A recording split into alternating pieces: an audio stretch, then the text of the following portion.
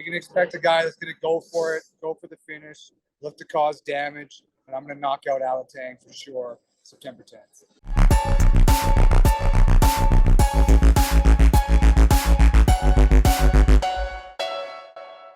Chad Anheliger, a man who is absolutely on fire right now, and he's back in action next month at UFC 279 in a card that is extremely stacked. How are you today, sir?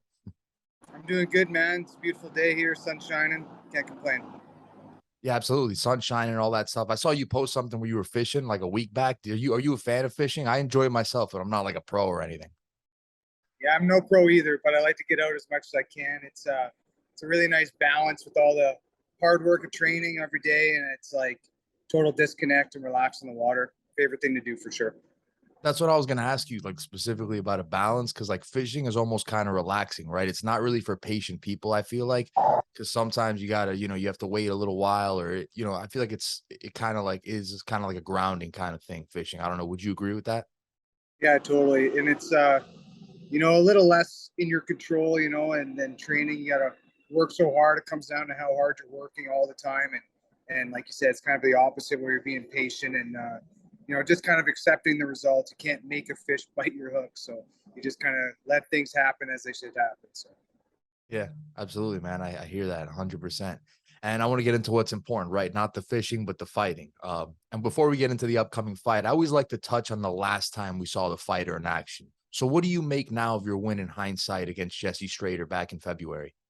it was a really good fight for me. There's some things I would have done a little bit different. I wish I could have got going my rhythm a little bit better.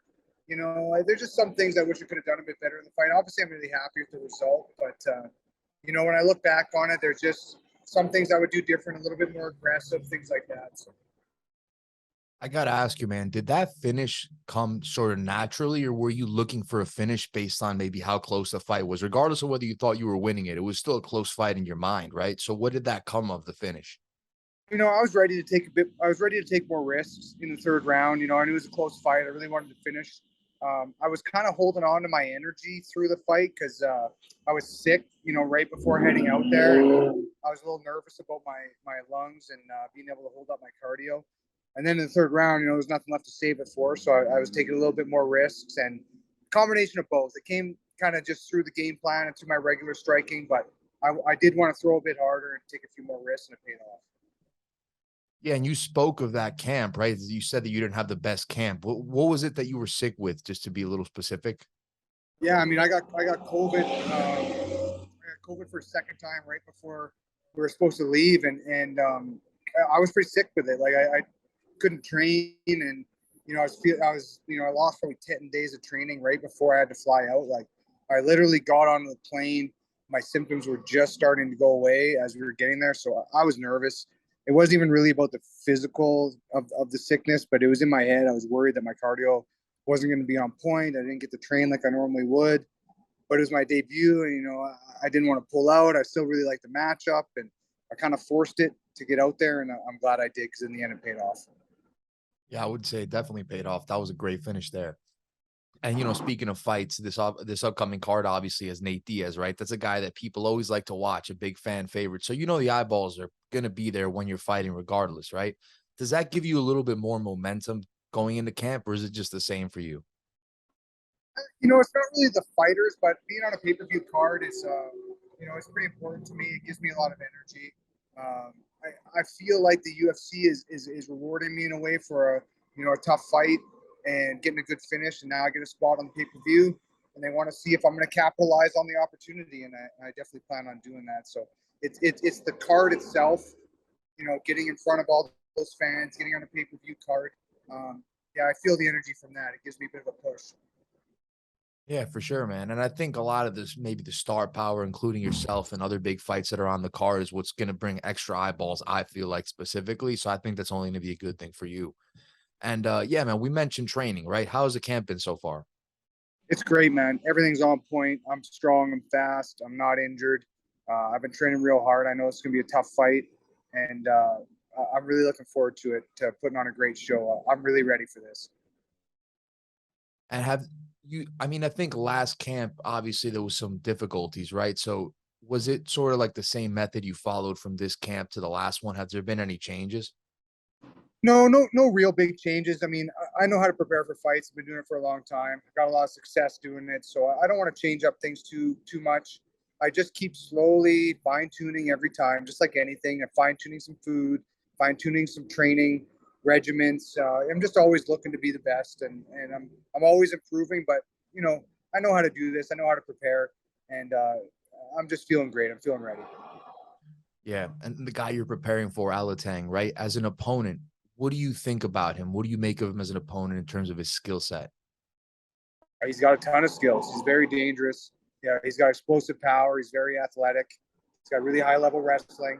I'm going to have to pull out all the stops to get a victory, but I do think I'm on another level when it comes to striking, and I think I can negate his grappling. So if things go my way, I'm going to be able to knock him out. Do you feel like he brings something that, I mean, because you've been around the block and you've fought a lot of guys, right? Do you think he brings something that maybe you haven't seen before, or are you just expecting a tough fight? No, it's all things that I've seen before. It's all things I've seen in my own Yeah. gym. Even we've got athletic guys, we've got great wrestlers, we've got explosive athletes. It's nothing I haven't seen before. I know how to fight these guys. I'm not intimidated by power, speed, and all these things because I know how to fight, and I know how to fight better than a lot of these guys. So I'm going to pull off that victory for sure.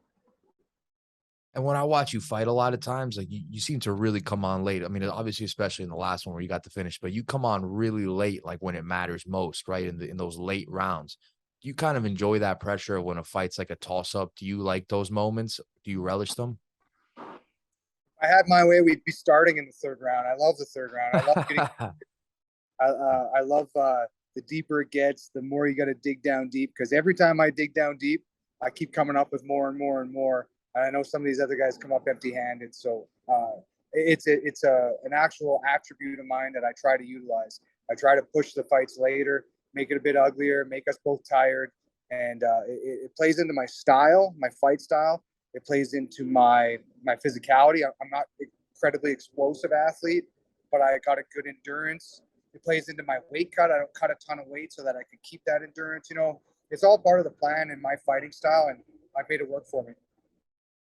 And speaking of your fighting style or maybe your preparation for fights, is the cardio has to be a big thing, right? Or am I wrong? Because it seems like you in a lot of fights, at least you come on strong in terms of your cardio as well late in rounds. Like you're still there, as opposed to a lot of times your opponent's not there, and that's the difference in the fight. In my opinion, too, cardio is like it's a lifelong thing. You can't just have a really hard camp and have great cardio in the fight. It really has like a base layer of good cardio. So the longer you do it, the veterans know how to have better cardio and they know how to peak properly. And that's what I find I do. I don't do anything different than these other guys, but I've been fighting for a long time. I take my cardio seriously every fight, so it's always getting a little bit better. And then more than anything, I know how to manage my energy in the fight. I know how to make them exert when they don't want to. I know when to take my break. So it's a combination of a lot of things, but no doubt I work hard to keep my cardio up. Yeah. And I want to get into your division because and I feel like a broken record anytime I have a bantamweight on the show or just talking about this in general. And it's like, I think you guys, the bantamweights are the best division in not only the UFC, your division specifically, but in all of MMA. Like, do you agree with that? I think so. I think there's an argument to be made, but there's kind of a lump in that 155, 145, 135. There's a lot of explosive athletes in those divisions. You know what I mean? It's a very dangerous. There's a lot of people in those divisions, so I think that it pushes the better fighters to the top, and it makes sense that they're going to be really stacked divisions. And the only reason I'm asking you this is because, like, I just wonder, like, is that something you think of mentally when you train, when you try to go that extra mile? Like, I'm in the toughest division in the world. Like, let me go this extra mile. Let me keep hitting these pads. You know what I mean? I don't even need the motivation of the weight class for that. The other fighters are that tough.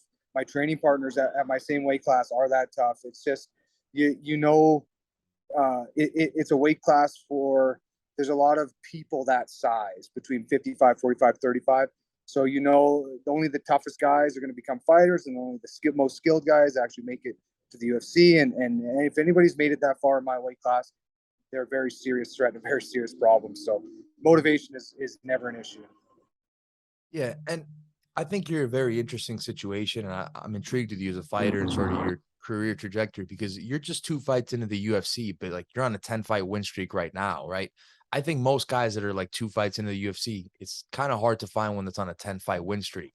So my question to you would be, do you feel like that gives you an edge when when you're climbing up? Do you feel like it can maybe give you an advantage maybe in terms of it'll just place you up higher because you're on a 10-fight win streak, but maybe just the experience of having those 10 fights in a row, you think that's an advantage overall in terms of you going forward? And I think so. Winning fights is what this thing is all about. So I'm doing the most of it. You know what I mean? It's we fight to win, and I'm winning more than a lot of these other guys. 10 fights in a row. You can't call it an accident, a fluke. You don't get lucky 10 times. Obviously, I'm doing something right. So it feeds my own confidence, and I also think that those things start to get into your opponent's head too. You know, the more guys on a win streak, the more momentum they have, and typically it's tougher to stop. So it also gives me a ton of confidence where I'm not battling back and forth between wins and losses. You know, a loss isn't detrimental to me. I don't mind going for it, going for exciting fights. You know, the pressure's off. I've been winning, so I got that in the bag. Now I just want to put on great fights. Absolutely. And it's something that I really wanted to ask you was you obviously went on like a little bit of a stretch where you had some setbacks. I think you were like 2-5 to start your pro career, right? But now you're on this incredible run. If you didn't have any of those setbacks, do you think you would have been on you think you would have won like 10 fights in a row or so, whatever kind of, this run that you're on? You think you'd be here right now if you didn't have all those setbacks and I would say learning lessons? I could not have one without the other. There's no way. The setbacks were necessary in order to get me all the skills, all the lessons I needed to really make a run for it. So absolutely, I used to be very, I don't know what the word is, but I used to be really upset that my career started so bad. It's like, man, how am I ever going to make it anywhere? I used to get down on myself. I used to get mad at my old coach, and oh, we shouldn't have taken this fight. But now, when I can look back in full retrospect, I can see that they were important parts of my journey to get here. So I wouldn't change a thing, man. In fact, I couldn't change a thing because if I did, there's no way I'd be sitting here in the UFC. So. Yeah, absolutely. And back to the fight. You get out of this fight. I mean, anything can happen in there, but you get out of this fight relatively unscathed. And, I'm not expecting you to say, yeah, but there's a few months left in the year. Are you looking to stay active? Maybe if everything goes well, get back in there as soon as possible. It's so hard to say because it depends on the fight. If I put on a great fight, get a great finish, get a great victory, I don't mind enjoying it because they're hard to come by. And I think it's important to kind of celebrate your victories. So if I put on a great fight, I'm definitely going to celebrate it a little bit and relax and spend some family time. Sometimes I fight and I didn't get everything I wanted out of it, and I'm hungry to get right back in there. My body will tell me if I'm really hungry and I want to fight again, you won't stop me. And if I feel like I want to break, you won't make me get back in there. So it kind of depends on how my body feels, how my mind feels after the fight. Typically, I like a fairly quick turnaround, 4-ish months, something like that. But it all comes down to opportunities. If a great opportunity is presented to me, I'm going to say yes. So. That's what I figured. It's right. If the opportunity is there, then of course you would be willing to do it, right? Yeah, Oh yeah, oh yeah. absolutely, man. And so as someone who rarely goes a distance in fights, I want to ask you something that's similar to something I asked you before about the third round of your last fight. Do you have that approach overall when you take that into fights, like, or is that just a byproduct of your style? Like, are you someone who wants to finish fights, or is it just, oh, it just happens because of how I fight? Yeah, when I fight, that's the key word is fight. It's not martial arts. It's not a contest. It's not a game. I'm trying to hurt this person from start to finish. And because I fight like that, finishes come. It's just, I'm never taking a break. I'm never trying to win a round. I'm not trying to win points. I'm trying to hurt the person all the time. And the more I do that, the more these finishes come. So it just comes with my fighting style. Yeah, and we saw in the Contender Series in your UFC debut pretty much, right? Some really good close scraps, especially the last one. Do you want fights like that, or do you prefer to just finish the job easier? Whatever's going to get the fans out of their seats, man. I want to put on the best fight possible.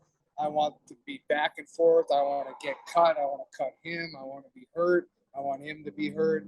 I just want it to be as wild as it could be. And if that all wildness happens in 2 minutes, great. If it takes 15 minutes, great.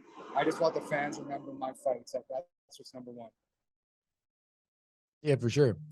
And, you were a 2 division champion at Rise FC, right? Would you ever go back down to flyweight now in the UFC if the opportunity was ever there for you? Potentially, but going back to what I'm saying about exciting fights, I fight so much better at 135. I can say yes to fights quicker at 135. I feel like I've got more knockout power, and maybe there's some victories laying at 125 for me as well, but it's not conducive to what I want out of my style. I want to be aggressive. I want to be exciting, and I feel like 135 gives me the best chance for that. So for right now, that's the plan, staying at 35. Yeah, and I got a few more questions here as we wrap up, and I really appreciate the time, man. Something that I saw when you were preparing for the fight was in terms of how you prepare, you keep your flexibility rather, right, during camp, right? When did you start focusing on flexibility? Because it's not something you see a whole bunch of fighters focusing on. Yeah, it's hard because I want to train so much. I just want to train all the time. So I try to set different training sessions that aren't as hard on my body. So flexibility, yoga, these things are really good for that because I know I'm still training, but it's not as hard on my body because mentally I got to be training. I got to do something. So that's kind of how it started out, was just some flexibility, some yoga sessions, and then now it's become a real fun part of my camp, and I'm starting to enjoy it and get better at it. And I think there's a lot of benefits. So yeah, I'm just always trying to get better. I don't care what it is, how it is. You tell me what to do. If it's going to make me better, I'm doing it. Yeah, for sure, man. And are you a fan of the sport when you're not competing in it? Like I know some guys turn it all off when it's, I guess, off season, if you will. Yeah, for sure. I'm a big fan. I love watching fights. It gets me really motivated, and I love looking at new techniques and implementation of those techniques. And yeah, I'm a fan, and I'm a student of the game. So yeah, I love watching the fights whenever I can. Got another interesting question for you. So you're obviously on the same card, and I'm not to harp back on it too much, but everyone thinks that Nate is going to get destroyed by Khamzat, right? Do you agree with that sentiment? Well, it's not really agree or disagree. I hope he doesn't. I hope he wins. I think he has the ability to win. I think he actually poses some problems that Chimaev doesn't have great answers to, such as taking in the late rounds and really pushing the pace. And Nate Diaz is a tough guy. It's a very tough matchup for him, but I'd never count him out. And I sure hope I hope he pulls it off. I hope he wins. Again, man, a great card, including your fight against Alateng. And one last question in regards to that as we wrap up here. What can any fans expect tuning in to see you for the first time on a pay-per-view this big now in UFC 279? You can expect a guy that's going to go for it, go for the finish, look to cause damage, and I'm going to knock out Alateng for sure September 10th.